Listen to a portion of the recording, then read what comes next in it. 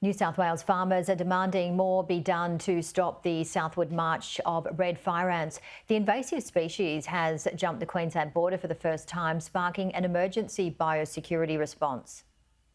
Beef producer Craig Huff lives in Upper Burringba, just south of the Queensland border. He worries not enough has been done to stamp out the spread of red fire ants. It is frustrating that we've seen this outbreak.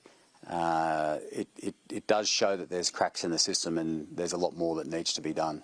Mr Huff is a sixth-generation farmer and president of the New South Wales Farmers Far North Coast branch. He fears the outbreak could spell trouble for farmers who are already doing it tough. If cattle get bitten when they're near their water source, they'll shy away from water and just go thirsty.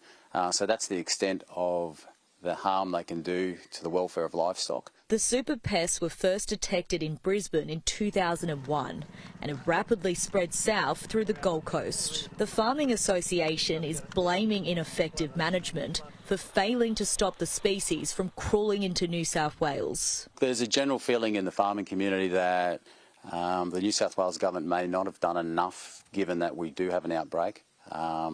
We were hoping for probably some far better checkpoints. The New South Wales government is establishing an independent biosecurity commissioner, despite the first detection of red fire ants in the state's north. Agriculture Minister Tara Moriarty argues the government's response is a success. We've got a significant surveillance operation in place, and we have had for many months, including partnering with councils and the police. It has been successful to date. The red fire ants were located here on a vacant property 13 kilometres from the Queensland border.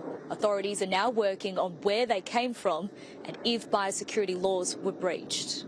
What is suspected in this case is that there's newly laid turf on the site where the ants have been found, and the experts do suspect that the turf is how the ants have gotten in. An emergency biosecurity control order is in place within a 5-kilometre radius. The outbreak could cost the economy of up to $2 billion a year if it gets out of control.